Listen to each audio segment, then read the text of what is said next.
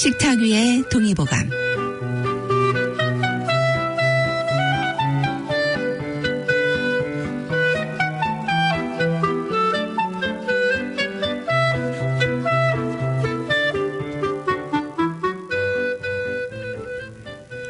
안녕하세요. KCR 청취자 여러분, 한 주 동안 편안하셨습니까? 식탁 위의 동의보감의 한의사 임명숙입니다. 오늘은 약방의 감초라고 하는 감초 이야기를 해보도록 하겠습니다. 한약 처방은 여러 가지 약재로 구성되어 있는데요. 대략적으로 처방의 80% 정도는 감초가 포함되어 있습니다. 이는 한약을 복용할 때 우리 몸에서 감초가 약재의 독성을 중화시켜주고 동시에 여러 가지 약재들이 조화롭게 작용하도록 도와주는 역할을 하기 때문에 많은 처방에 이 감초가 들어가 있는 겁니다. 동의보감의 감초에 대해선 이렇게 나와 있습니다. 성질은 평하며 맛은 달고 독이 없고 온갖 약독을 풀어주며 9가지 흙의 기운을 받아서 72가지의 광물성 약재와 1200가지의 초약으로 식물성 약재를 조화시켜서 효능을 유지케 하는 역할을 담당해서인지 국노라고도 말합니다. 영어로 감초는요, 리키스라고 부르는데 이는 달콤한 뿌리라는 뜻을 갖고 있습니다. 감초는 흔히 한방에서 사용하는 약재로만 알고 있지만 서양에서도 감초가 이미 약재로 사용됐습니다. 고대 그리스에서는 감초를 사탕이라고 말해야 될지 고민했다는 기록이 있을 정도로 약재와 사탕 사이에서 갈등하게 만든 것이 바로 이 감초입니다. 실제로 감초에는 설탕 당도의 50배가 넘는 당 성분이 함유되어 있습니다. 이 때문에 고대에 설탕이 부족하면 대용으로 감초를 사용하기도 했습니다. 감초의 대표적인 효능은 역시 인후통 완화를 꼽을 수 있습니다. 평소에 편도선이 약해서 조금만 피곤하면 바로 목이 붓거나 통증이 오는 경우 완화 효과를 기대할 수 있는 것이 바로 감초입니다. 이 감초가 인후통 완화에만 뛰어난 효과가 있는 것은 아닙니다.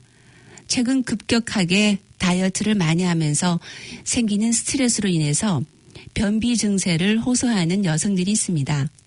이런 경우에 이 여성들을 괴롭히는 질환으로서 알려진 변비 해소에도 감초가 도우미 역할을 합니다. 이때 평소 감초를 차 형태로 꾸준히 복용하게 되면 변비에 아주 도움이 됩니다. 이 밖에도 우리가 알지 못하는 감초의 효능들이 많습니다. 감초는 근육통, 신경통, 해독작용, 피부염, 위보호에도 톡톡히 역할을 합니다. 우선 감초는 우리 몸의 조정작용에 탁월한 기능을 합니다. 특히 근육이 긴장하면서 발생하는 근육통이나 신경통증을 완화해주는 기능을 하고요. 날씨가 좋아져서 급격히 야외 활동이 많아진 경우 혹은 집안일을 하다가 허리나 무릎 등의 근육통이 발생했을 때 이 감초차를 마시면 도움이 됩니다.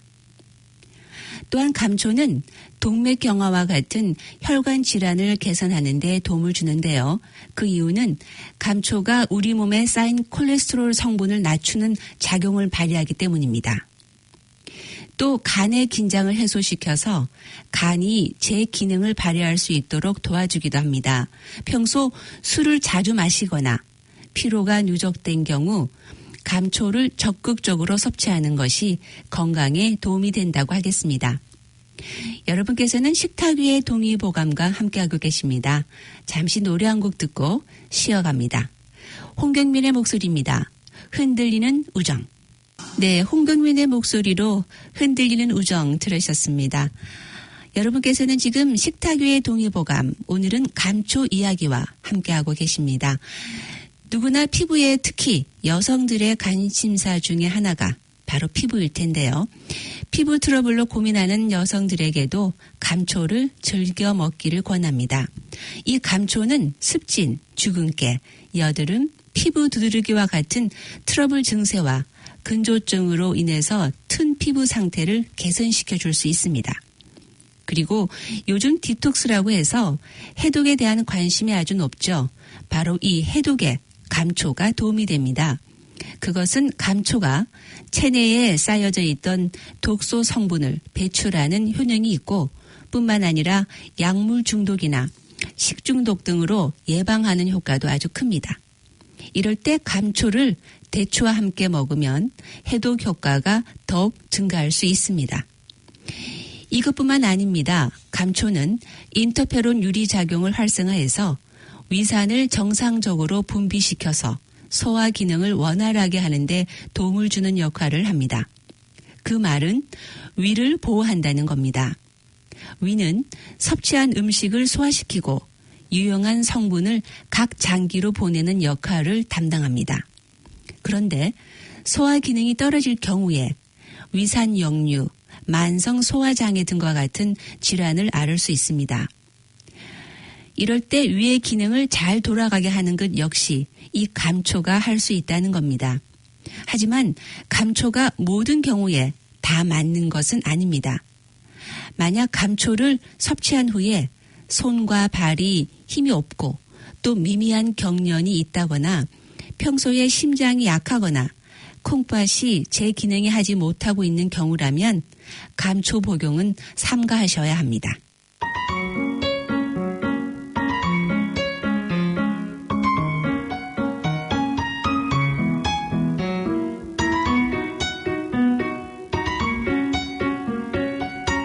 식탁 위의 동의보감, 오늘은 감초 이야기로 여러분과 함께했습니다.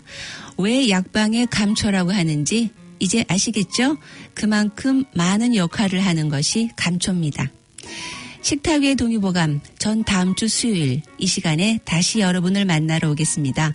한 주 내내 아프지 마시고 건강하게 하루하루 보내시길 바랍니다. 명약 중에 명약은 웃음입니다. 웃는 일 많이 있으시길 바라면서 전 물러갑니다. 지금까지 진행의 한의사 임명숙이었습니다. 마지막 음악으로 비발디의 사계 중에서 봄 감상하시겠습니다.